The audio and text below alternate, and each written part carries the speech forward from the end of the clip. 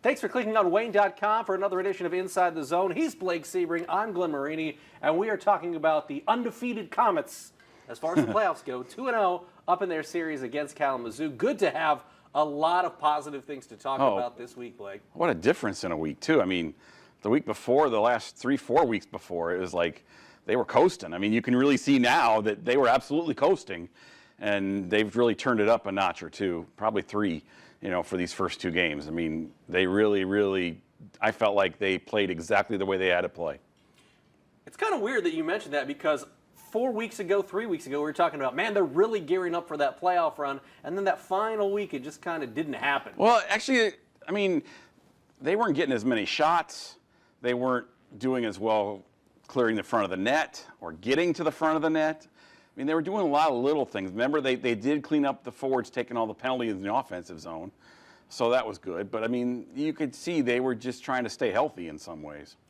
Well, one guy that is healthy and has been fantastic, easily, I think, the playoff MVP thus far for the Komets, Roman Will. Obviously a tough decision for Gary Graham whether to start Nagel, the veteran who's played so well at times this season, especially in the considering first half. What their records were against Kalamazoo, too.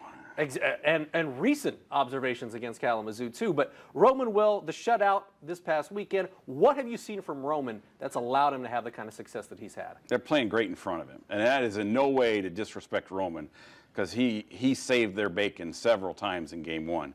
Game 2, he didn't have to.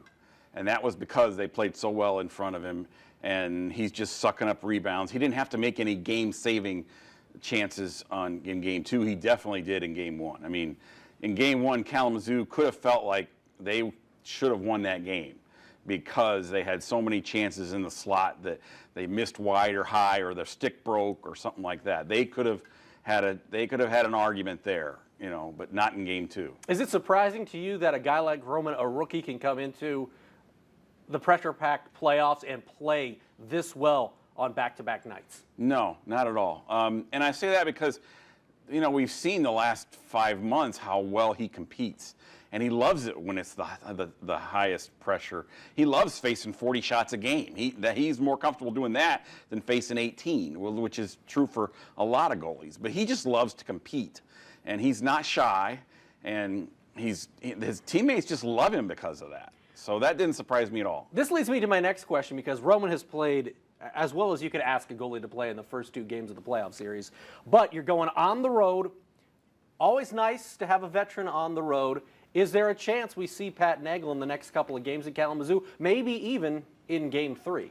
Next couple of games or the next game? Next game specifically. No, I don't think so. I mean, Roman's coming off a shutout. He's playing great. You don't mess with it. I think that you'd use the exact same lineup as you did for Game 2. Now, if it's a 5-4 game, I could see throwing Pat in Friday or Saturday. I mean, why not at that point? But if he still plays as well as he has, you ride him. You ride him until he calls uncle. That brings me to my next question. When you look at this playoff format, the 2-3-2, the next 3 games are going to be in Kalamazoo. So instead of ending the series on like a 1-1-1, you're going to see a lot of Kalamazoo at Kalamazoo. So how do you view that? Because it's not necessarily a huge advantage at this point if you're the Komets to have so many road games in a row. I don't think it's a problem at all. Really? And I'll tell you why. They come out, Kalamazoo's going to come charging out that first 5 minutes. Well, what if you come charging out that first 5 minutes and you keep them pinned into their zone? Their fans are going to get all over them. What if the Komets score first? Then the pressure is tripled on the Wings right away. I don't worry about that. I really don't. And plus, the Komets have won road games in 14, I think, of the last 15 series. I mean, they're going to win a road game somewhere. I think the pressure was more on the Komets in Game 2. Now it's flipped, and it's definitely on the Wings. And you can even increase that more by how you play in the first few minutes of Game 3. Now, reading your notebook, it looks like the Komets 26-0 is what you found in your research when leading a playoff series in their history. 26-0, that's pretty good. Not they're too going to win shabby. this. So, what do they have to do to make sure that's 27-0? I think they got to keep doing what they're doing. They got to be more physical up there in Game 3 than they were in Game 2. And I think the most important thing, they cannot retaliate. They've got to keep their cool. They've got to remain calm, no matter what happens. And you know there's going to be stuff happening because every time they go up to Kalamazoo, something happens. You can't retaliate. You've got to be smarter than that. You've got to be above that. You've got to be under control.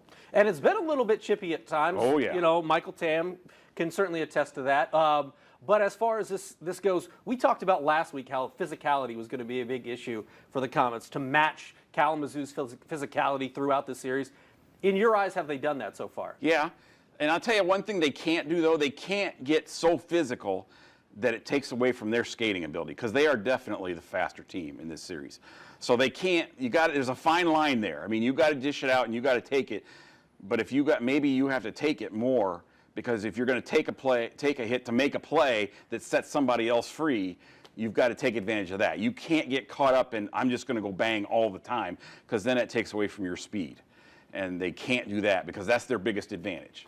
One of the advantages is having a guy like Garrett Muir's come back down, has scored on Saturday. What does he bring? Because he's a guy that has been drafted. He's got the pedigree to be a good player in the AHL. What does he bring? How important is he? Because he's kind of an X factor to a degree in this series. I think he's hungry to play, too. He wasn't playing a lot in Lake Erie. He's kind of the 10th forward, at least he was in Saturday's game. So he really was able to get out on the power play and create some havoc and do some things that way. And the third line is playing so good right now. It's like he knows he has to play really hard to get some shifts, because they were just playing spectacular. The addition of Connor Kucera, the Komets always seem to get some college guy right at the end who will play maybe not a major role, but be a nice piece, nice addition. They seem to do a good job scouting those guys at the end. What does he bring? Because he's a quasi-local guy, not too far away from the Plymouth area. So what can he bring? I haven't had a chance to see him yet. He's big, and he's pretty physical, and he supposedly has a decent shot, too, but he's mostly a defensive guy, which is really all they need, because that's the easiest guy to fit in if you're coming in cold. Just stay around the net, be physical, do what you're supposed to do. Don't worry about anything else. Don't get fancy. Just play what we ask you to do, and you'll be fine, and that's the easiest spot to do that with. All right, Game 3, Wednesday night up in Kalamazoo. What are you looking for first off from these Komets? It's going to give you an indication of how maybe the next 2 or 3 possibly games in KZoo are going to go. Oh, it's going to be harder than Game 2. I don't think there's any doubt about that, because Kalamazoo's, they're down to it. If they lose, they're dead. They know it. They've got to come out super hard. Now, can the Komets counteract that in the first 5 minutes or so? Can they weather that storm, or can they flip it on the wings is going to be key. And they've got to maintain their calm. They cannot retaliate or react or get a lot of penalties, because that really helps Kalamazoo. They had a good power play coming into this series, and you can't let them have that. If you're Kalamazoo, though, I know you're down 2-0, but do you have a certain sense of confidence going in? Because A, you're back at home, and B, yeah, it was 3-0, but there are a couple empty netters. I mean, they played the Komets essentially to a stalemate on Saturday with Roman Will and the defense playing exquisitely. And like I said, Game 1, they could make the case to themselves at least. Yeah. We could have had that if we'd have got it more on net. I mean, I had 30 shots, I think, were blocked or missed the net. I mean, and there were several shots from the slot where the stick broke for Blomstrand, and they had chances. Now, Roman stopped those chances, but they had plenty of good chances if they'd have bore down just a little bit. I mean, you can make the case if you're them. Okay, we're in this. I mean, it's not like we've gotten smoked both games. We just have to play a little better. Yeah, it looks worse on paper than it really has. And Joel been. Martin's played really well. I mean, he's given up. He gave up 4 goals or 3 goals in the series so far, and he made some great saves. He's fine, and they're going to get confidence from him, especially in that building. Final question: if you're Gary Graham, you got a couple days to practice, get healthy, get rested. What do you do over that period? And what are some of the I don't think you want to change a whole lot, obviously, but what are some of the tweaks that you might look at making this Here's what next you couple do. days? And this is where Gary is so good. I mean, he's a master at this. Is he'll watch both games several times, and he'll pick out little things. But he's also going to work on them about what it's like to play in that little rink, which is just a little smaller than the Coliseum. So here's what you got to be aware of. Like, there was a couple times where he'll point out a stanchion in the glass that, the puck sometimes comes off weird off of the stanchion. You got to be aware of it. And he'll especially work with Roman saying, when they dump it in, you got to be really sure before you go behind the net to stop the puck. You know, and Roman's really good at that anyway. But I mean, it's going to fine-tune little things that might make a difference. You're not going to overload them because they're already confident. They're already playing the system very well. You're gonna just give them a couple little tips here and there, maybe to get them to think about it. Maybe you talk about line changes because the benches are on different sides now. You know, I mean, then instead of you know, they're on the same side now. So maybe you look at that, you know, maybe you look at, you know, the differences in the benches in Kalamazoo and that kind of thing. Maybe you just fine-tune little bitty things. You mentioned that the ice is a little bit smaller. Does that negate some of the Komets' speed advantage in your eyes? Depends how you play.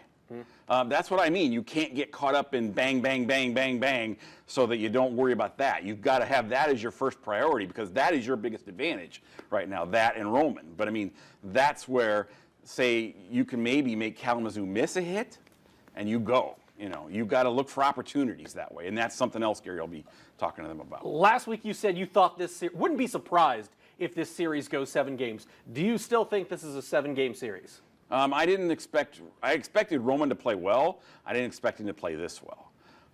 No, I don't see it going 7. We're going to find out in the first 10 minutes Wednesday night how long this series is going to go. That's really what we're going to find out in those first 10 minutes. It's good to be wrong sometimes. Oh, man. yeah, yeah, it's fine. That's a positive. I don't put a lot of stock in media predictions on those kind of things. Those guys don't know anything. No, it's because it's like, who are you doing it for? Are you doing it for your own ego, or are you doing it to be professorial or something? I mean, come on. But I'll guarantee Komets fans aren't going to be sad if this one doesn't go 7. No, I understand that too. The Komets going to need some rest because it looks like the next round, Toledo or Wheeling could go 7. Yeah, I was going to say, the way that that's going, if you burn some legs there, maybe as Toledo, that's a positive. Well, and I look at it too. You give Gary 3-4 extra days to scout on one of those teams, both of them, that's money right there. I mean, that's worth a game at least in a series right there. Well, the Komets have been money so far, and the series does shift to Kalamazoo for the next 2, possibly 3. We'll be back Monday to talk Komets hockey here on Inside the Zone with Blake Sebring. I'm Glenn Marini, and we'll see you next week.